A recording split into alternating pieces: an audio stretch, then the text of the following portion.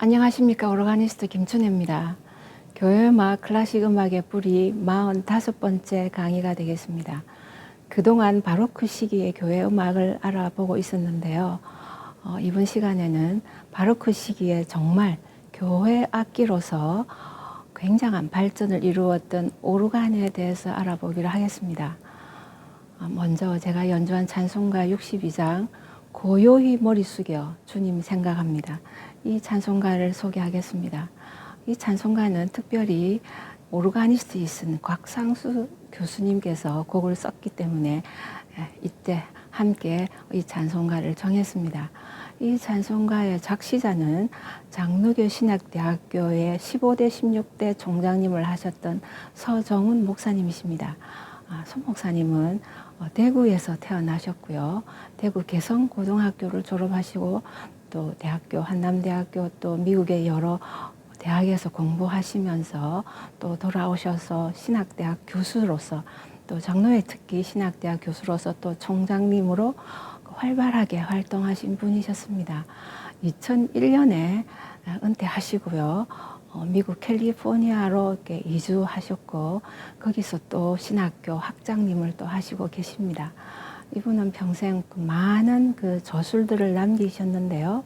이분이 특별히 인도네시아의 그 선교사님으로 또 가셨기 때문에 그 선교 사역에도 상당한 그런 관심도 있으시고 또 목회를 통해서 그래서 이런 신학자이시면서 선교사이시면서 또 목회자이시면서 어떻게 보면 그 신학대학교에 그 앞으로 미래의 목회자님을 그 키우는 학교로서 그 가르치시는 교수님으로서는 어떻게 보면 정말 너무나 좋은 이러한 그 교수님의 자질이 아닐까 이런 생각이 듭니다.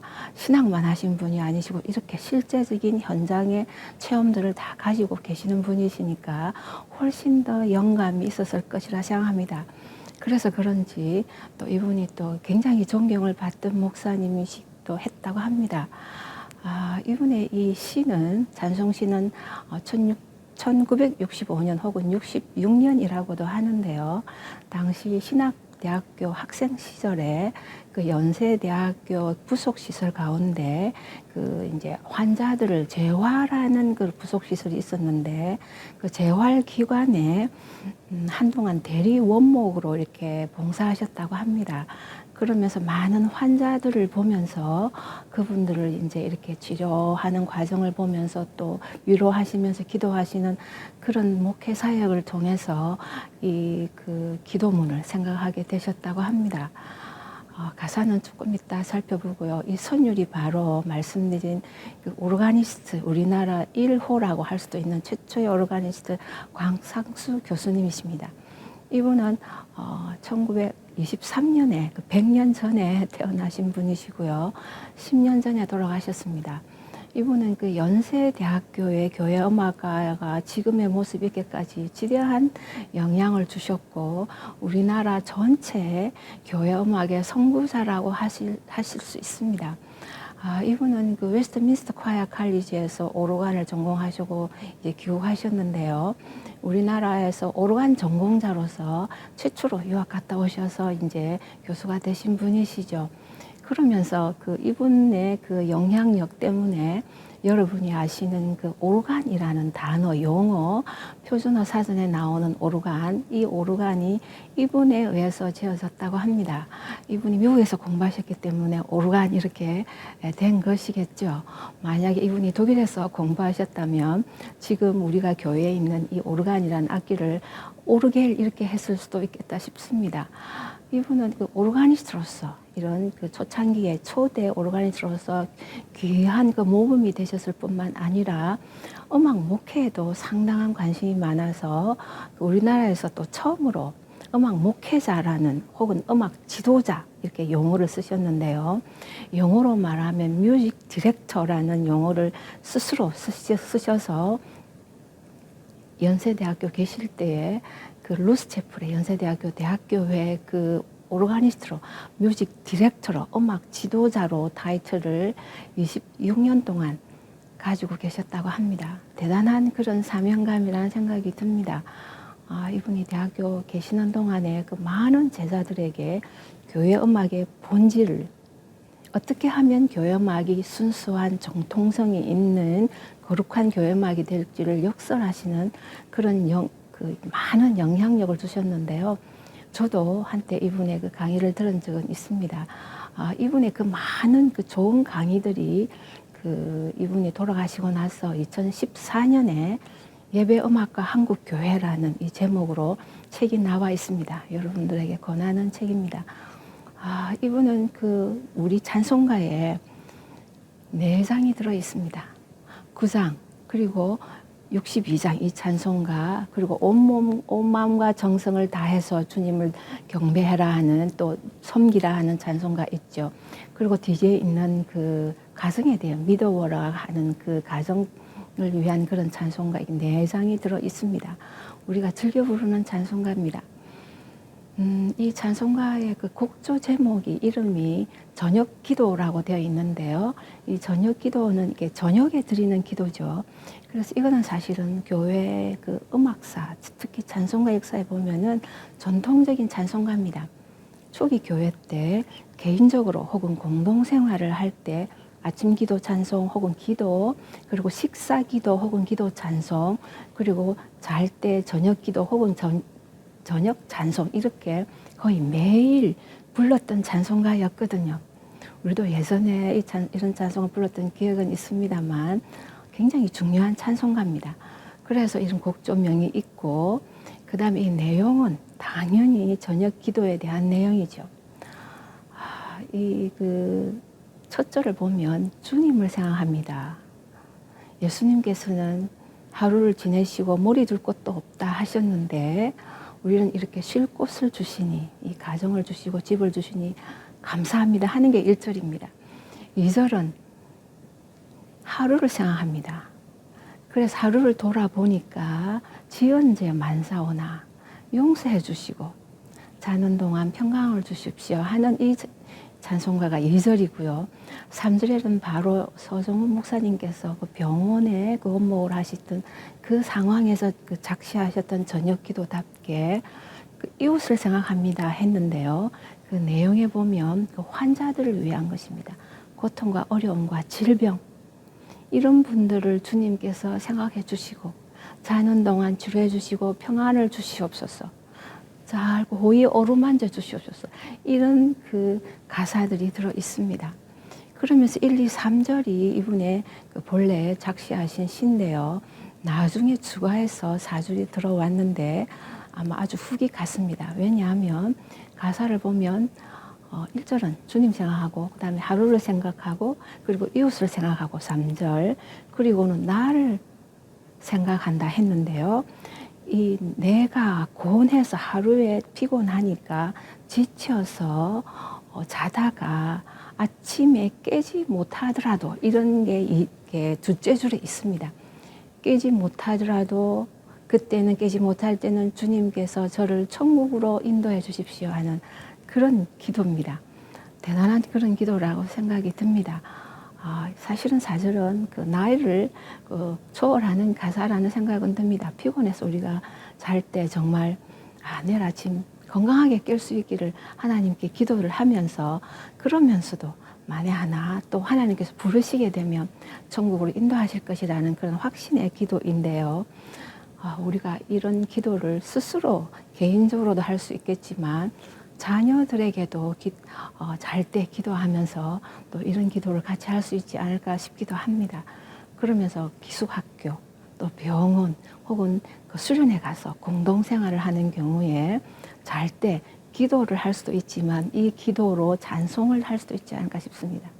이 찬송가 이런 내용답게 저녁에 부를 수 있도록 조용하고 강렬하고 아주 심플하게 곽 교수님께서 3박자로 따라라 따라라라 이렇게 진행됩니다. 어린이들에게 만약에 이 노래를 불러준다면 거의 자장가 같은 크레들송 같은 흔들흔들 요람을 흔들면서 불러줄 수 있는 그런 그 찬송가일 수도 있겠다는 생각은 해봤습니다. 여러분 그 삶에서 매일매일 이런 기도를 올릴 수 있기를 저도 또 여러분도 바라겠습니다. 찬송가 다시 한 번 더 들으시겠습니다.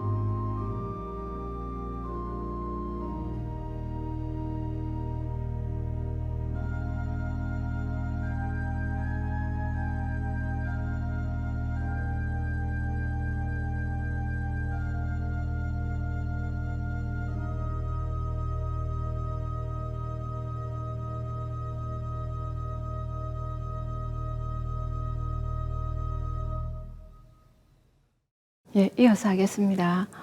이 시간에는 교회 악기로서 오르간을 알아보겠습니다. 오르간이라 하면 여러분께서 너무 잘 아시죠? 당연히 파이프 오르간을 이제 시작은 그랬으니까 그렇게 시작을 하겠습니다. 파이프 오르간이 교회에 들어온 과정은 그리 쉽지는 않았습니다. 여러분이 생각하실 때는 교회 악기라 생각하지만 사실은 그 시작은 세속 악기였습니다. 또 성경에는 또 딱히 나타나 있지는 않지만 그 이스라엘 그 백성들의 그 오르간과 흡사한 악기가 이제 기록상 탈무드에 있는데요. 예루살렘 그 성전에서 한 1세기 경에 그때 헤롯 성전이죠. 그 오르간 같은 지금의 마그레바라고 하는데 이 악기가 그 연주됐다는 그런 기록은 있다고 합니다. 그럼에도 불구하고 이 마그레바가 그 아주 초기 모습의 그 오르간이라는 그런 주장도 있지만 작은 북이지 않을까, 종이지 않을까, 타악기지 않을까 이런 또 다양한 설도 있습니다. 그렇지만 또 학자들이 또 아주 초기 모습의 그 오르간의 형태다 이렇게 해서 이렇게 모형도도 만든 그런 자료들은 있습니다. 그러면서 이 파이프 오르간이 그 실제 역사상에서 이렇게 얘기를 하는 거는 물 오르간 하이드롤리스입니다. 그리스의 그 물리학자고 또 엔지니어 기술자였던 체시비오스라는 사람이 그 BC 기원전 한 270년 경에 굉장히 활발하게 활동하셨던 때인데요. 지금의 이집트, 당시는 그리스의 그 알렉산드리아에서 이분이 이제 여러 가지 물 가지고 이렇게 물리학자로서 그 실험을 많이 했다고 합니다. 그러면서 이제 그 물을 이렇게 펌프질해서 물의 압력을 이용해서 공기를 만들어서 그 바람이죠. 그거를 이제 파이프로 연결시켜서 소리를 내는 그런 물 오르간을 만들었다는 그런 기록이 있습니다. 그러면서 이제 이 오르간이 당분간 한동안 많이 이렇게 보급이 됐다고 이렇게도 얘기를 합니다. 우리가 관심 있는 것은 초기 교회인데요. 그 AD죠. 100년, 200년 혹은 뭐 그 중세에 들어가기 전까지 한 300년대까지라고 본다면 이 당시에도 이런 악기들이 있었다고 합니다. 그럼에도 불구하고 이 당시의 악기는 세속 악기였습니다. 그 지금의 오르간처럼 우리가 아는 그 오르간은 그 제가 이제 연주를 해서 많이 이제 여러분이 아시겠지만 아주 큰 악기라도 작은 소리, 큰 소리 다양하게 이렇게 조절이 가능합니다. 레기스트라 그래서요. 그 음색 종류인데요. 이 레기스트라를 사용해서 조용한 음색을 쓸 수도 있고 아주 센 트럼펫 같은 그런 아주 큰 소리를 사용할 수도 있고 그래서 스탑이라고 하는데요. 바람이 들어가는 거를 어느 음색은 바람이 못 들어가게 막아주고 어떤 음색은 바람이 나오도록 해서 막고 있던 거를 열어줘서 그래서 바람이 들어가면 소리가 나니까요. 그래서 각 음색마다 조절할 수 있는 이것이 지금은 다 돼 있죠. 그렇지만 초기 모습은 오르간 그런 건 없었습니다. 그래서 큰 악기는 무조건 크고 작은 악기는 무조건 작고 한 가지 소리밖에 안 나는 것이었습니다.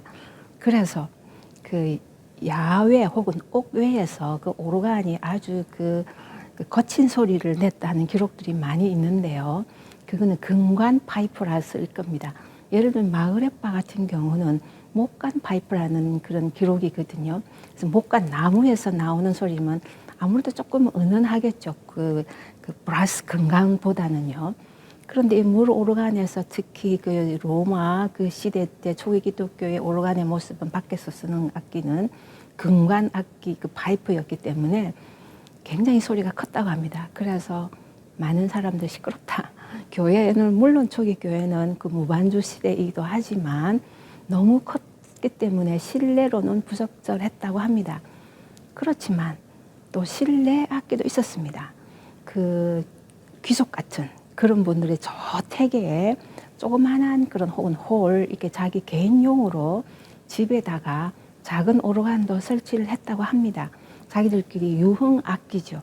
그래서 이 초기 기독교 당시에 그 파이프 오르간은 세속 용도뿐이었습니다.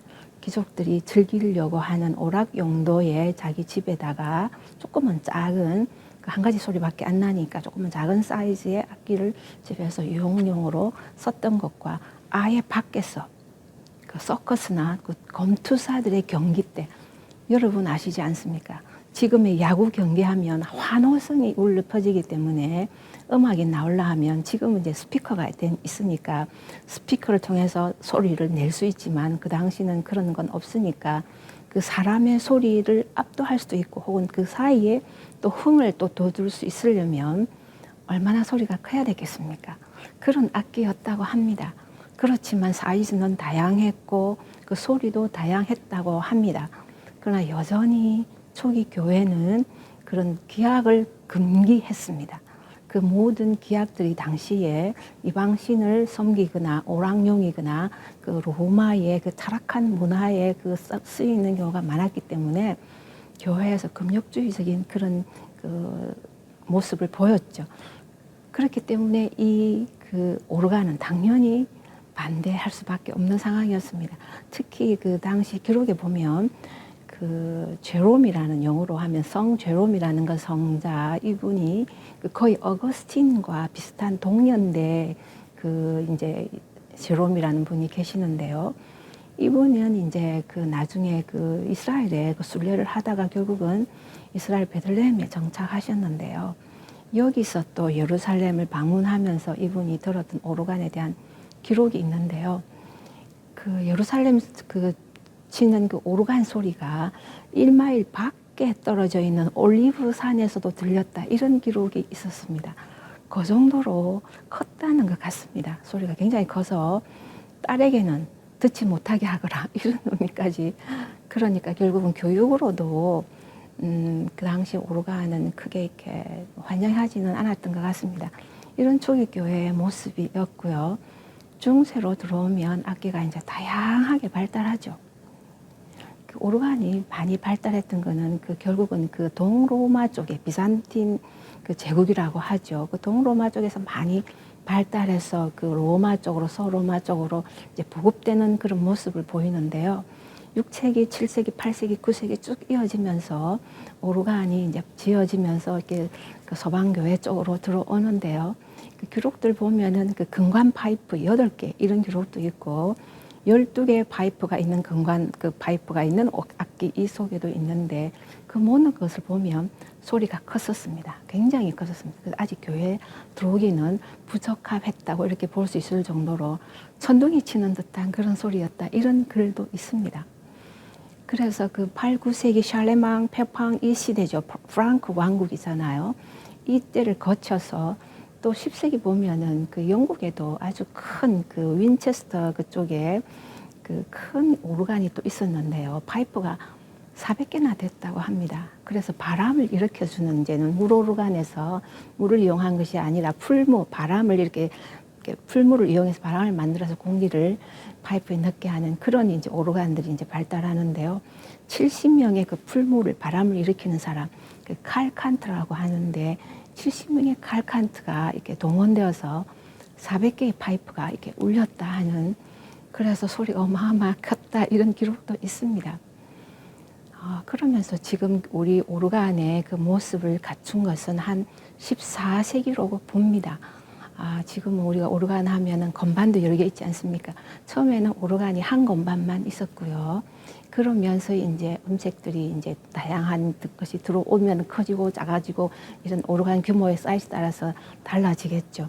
그러면서 이제 큰 소리와 작은 소리를 또 동시에 낼 수 있기 위해서 건반을 큰 건반, 작은 건반 이렇게 또 이제 두 건반으로 만들기 시작하는 과정을 거치고요. 그러면서 페달이 들어왔습니다. 페달이 한 14세기경에, 물론 13세기경에도 아주 초기 모습의 그 손이 있는 소리를 건반으로 이렇게 페달로 내리는 그런 모습은 있지만 14세기경에 지금 페달 같은 모습이 등장합니다. 그래서 처음에는 음도 적었고 그냥 긴 음만 내는 정도, 그러다가 느린 음을 조금씩 내다가 지금의 이제 모습으로 왔죠. 15세기 정도 되면 많은 교회에서 오르간을 가지고 있었다고 합니다. 그러면 교회 용도로는 어떻게 시작됐는가 이렇게 살펴보면요. 한 10세기경에 다양한 그 오르간 가운데서 조용한 작은 악기가 수도원으로 들어오기 시작했다고 합니다. 그러면서 이 악기가 교회 들어와도 되나 수도원 들어와야 되나 이런 그 찬반론은 계속 있었고요. 그러면서 이제 12세기 그 1100년이죠. 12세기 되면 교회에 이제 그 수도원이 아니라 교회에 이제 그 예배 때도 사용되었다 하는 기록들이 조금씩 나타난다고 합니다. 그러나 공식적인 건 아니었던 것 같고요. 그렇지만 1300년대쯤 들어오면 아예 교회 그 오르간 음악의 악보들이 생기기 시작하면 나타납니다. 그래서 이건 확실하게 이제 쓰였구나 이렇게 이제 교회에서 정착이 되는구나 하는 그런 모습들을 보는데요.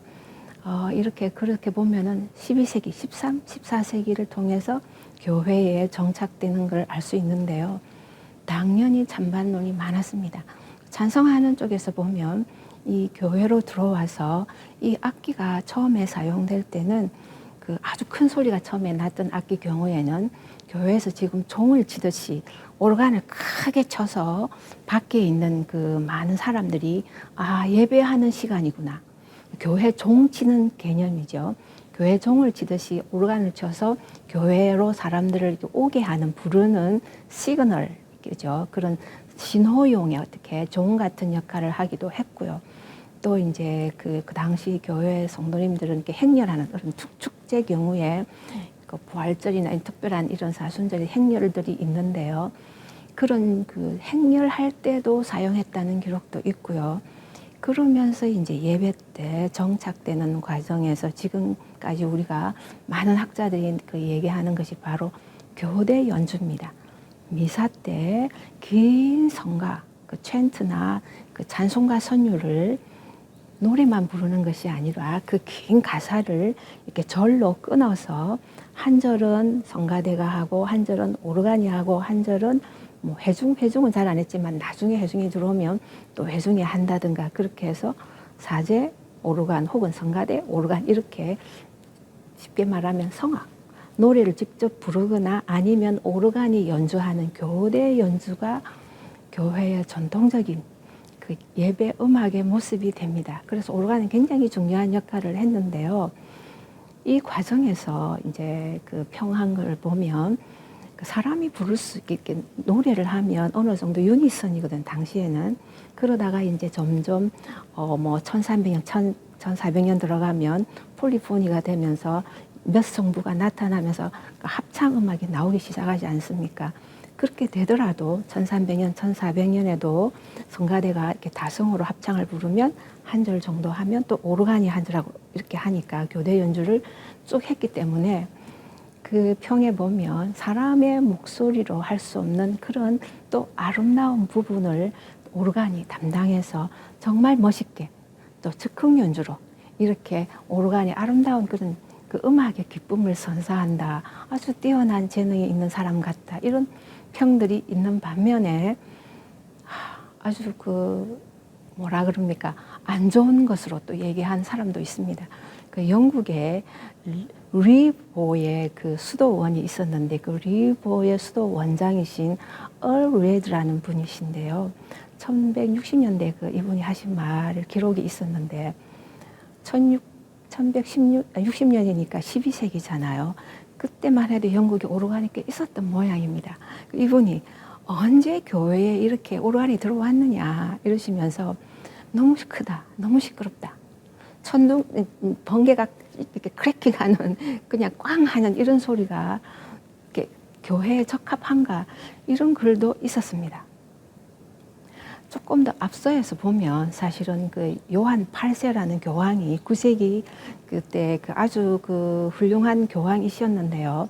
한 10년 정도밖에 못하니까 요한 8세 교황 이분의 글에도 보면은 사실은 예배 미사는 그 당시 9세기니까 아직 예배는 아니지 않았습니까? 그래서 교육용으로 오르간을 쓸 수는 있겠다. 비율별로 해서 한 옥타브 올라가면 소리가 파이프 길이는 반이 되고 뭐 이런 것들 과학적인 그러면서 이제 시그널 예배 사람들을 부를 때 혹시 쓸 수 있을까 이런 정도로만 그 말씀한 기록은 있었습니다. 어떻게 보면 긍정적인 입장이죠. 그러나 교회 본격적으로 들어온 한 2, 3세기 후에는 찬성하는 사람도 있지만 반대하는 이유가 너무 컸었다 하는 것 같습니다. 여러분 어떻게 생각하십니까?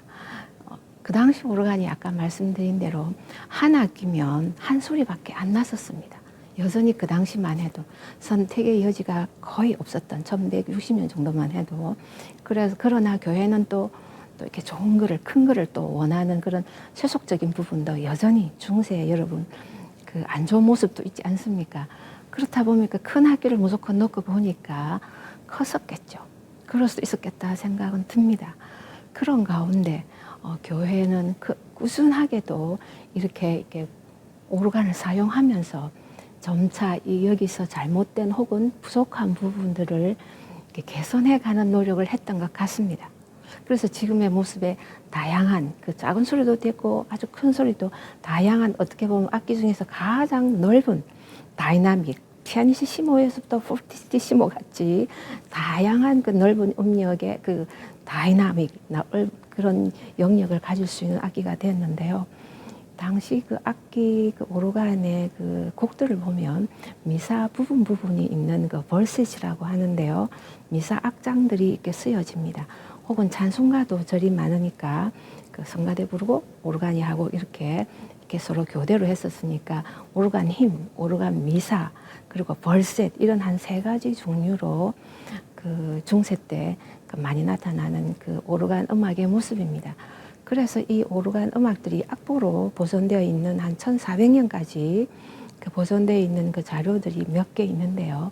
보면은 로버츠 브리스 코덱스라는 것과 파인자 코덱스라는 건데요.